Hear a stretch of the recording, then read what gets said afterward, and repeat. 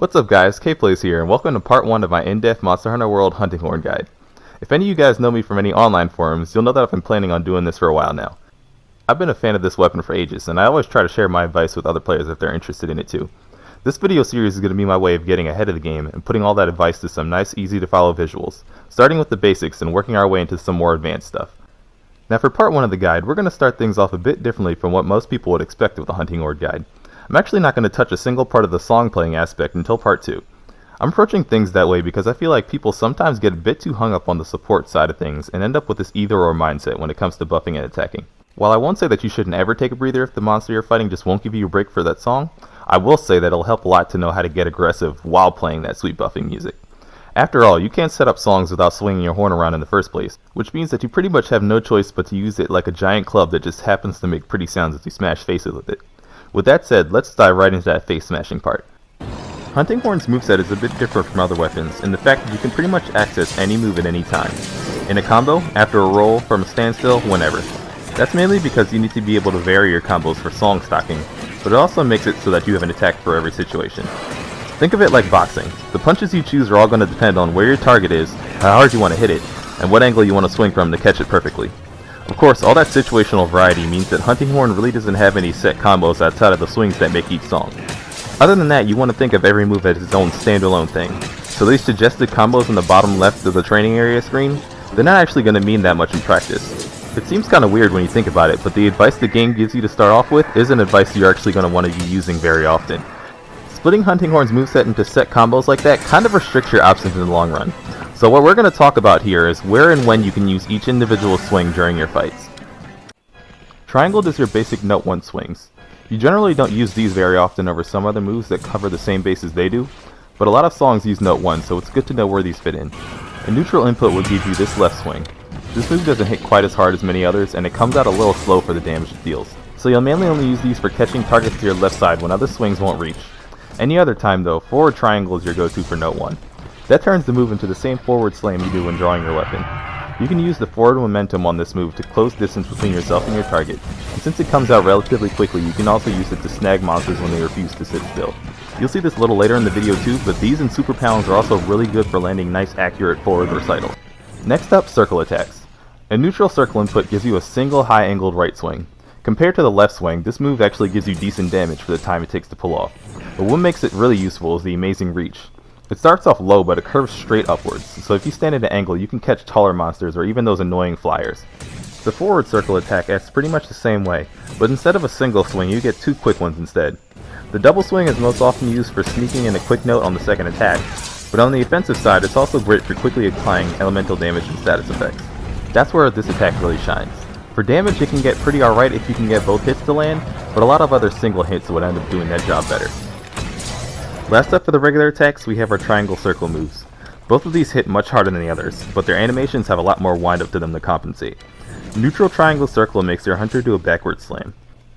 This move may look a bit awkward at first, but it's easier to land than it seems, since the hitbox covers everything in front, above, and behind you as you move backwards. The momentum attached to the swing can be used to keep hitting while you move out of danger or smack the monster as it jumps behind you, but there's also a very useful and little known trick to it. If you walk forwards to your target and flick your left stick back at the last moment, you'll actually do the move in reverse and attack in front of you instead.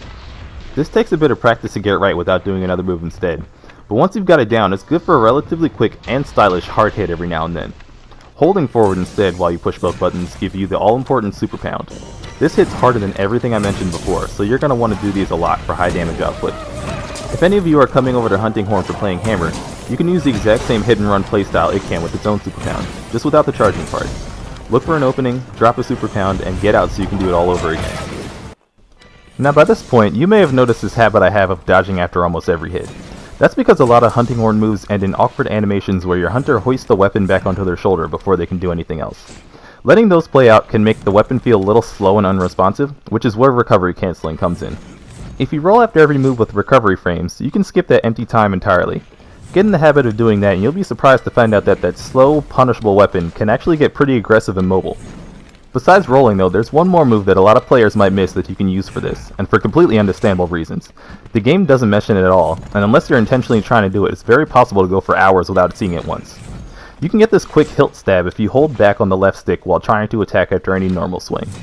This move is pretty bad for damage, but still good to know about because of how useful it is. You can use these in place of rolls for recovery canceling to keep yourself in one spot and sneak in a little bit of extra damage. Stabs also come in handy for quick song stocking, but again, that's part 2 territory. Bear with me through all the offense stuff, and I promise I'll cover every support trick in the book later on. Speaking of songs and support though, we saved the best part for last, Recital mode attacks. Even though we're not touching on anything buff related just yet, it's important that I talk about Recital mode now because they're secretly the strongest and most commonly wasted moves Hunting Horn has. With the new damaging sound burst added in World, every song attack essentially deals 2 hits for the price of 1. That's extra damage, extra stun, and even extra status and elemental effects. The main drawback is that they don't benefit from either critical hits or high sharpness bonuses like the physical weapon attacks, but the fact that they're tacked on for free makes the song attacks the most powerful tools in your moveset. They're obviously important for buffing yourself and your teammate with songs, but it's also possible, or ideal really, to stock up songs as a sort of ammo for spamming damage even when you don't need their effects. As for how to use them offensively, this is probably where things get the most complex in part 1. Pressing R2 with at least one song stocked will apply that song's effect after a few attacks and a brief dancing animation.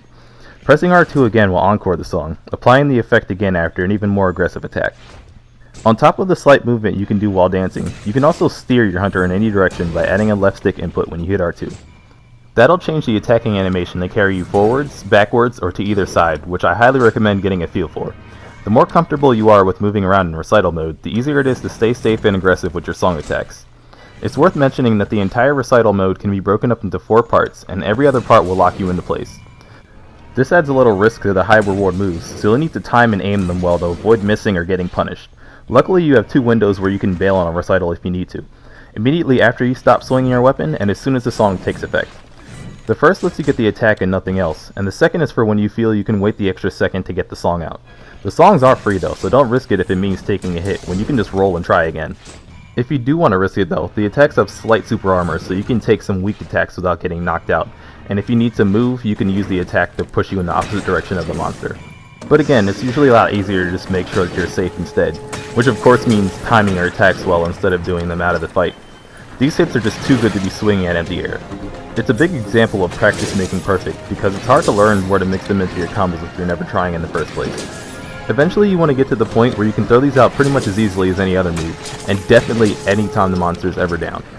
Trust me, once you get this down, you'll start seeing a huge difference in your results with Hunting Horn. With that though, we've just about covered all the basics here. In the next video we're going to get into the main thing that brings people to the weapon. Songs, their effects, and how to get the most out of them. Be on the lookout for that in the following part soon if you want to learn more, and feel free to comment below if you like this video or want to see something else in the next one. Till then, this has been KPlays, and I hope you guys enjoy the rest of your day.